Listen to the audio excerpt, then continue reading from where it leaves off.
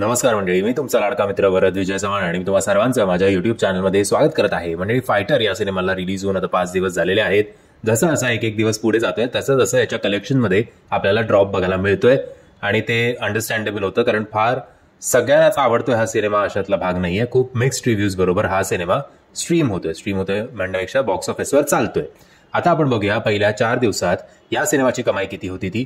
थर्सडेला गुरुवारी 22.5 कोटी, शुक्रवारी 39.5 करोड, शनिवारी ऑलमोस्ट 27.5 कोटी, संडेला रविवारी 29 कोटी आणि कालचं अर्ली एस्टिमेट सोमवारचं जे आलेलं आहे ते साधारणपणे 8 कोटी एवढंच आलेलं आहे. सो कदाचित काल या सिनेमाने ऍक्च्युअल जेव्हा फिगर आपल्यासमोर येईल तेव्हा तो 7 ते 9 कोटी एवढाच असेल. सो ओव्हरऑल कालचं अर्ली एस्टिमेटचा अंदाज बघता या सिनेमाने पहिल्या 5 दिवसांमध्ये कमवलेले आहेत 126.50 करोड एवढे. आय थिंक असं म्हटलं जातंय की या सिनेमाचं बजेट काहीतरी 200 का 250 कोटी आहे. तो कदाचित रिकव्हर करेल सुद्धा, पण फार प्रॉफिट मिळण्याची अपेक्षा या सिनेमाला नाहीये.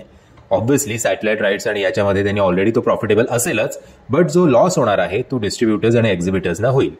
आता बघूया पहिल्या 4 दिवसांचं हे कलेक्शन आहे. Indian gross collection, Indian net collection आणि ओव्हरसीज मधलं कलेक्शन, वर्ल्ड वाईड कलेक्शन.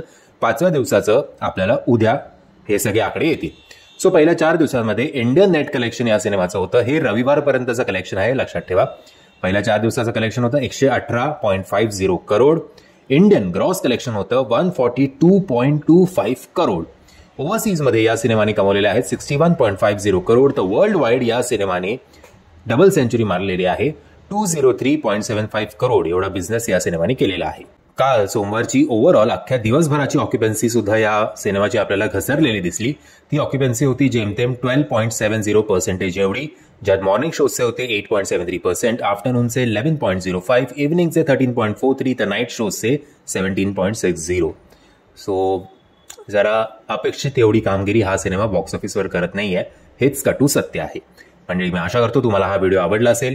जर तुम्हाला हा व्हिडिओ आवडला असेल तर प्लीज या व्हिडिओला लाईक, शेअर आणि चॅनलला सबस्क्राईब करायला विसरू नका. जय हिंद, जय महाराष्ट्र.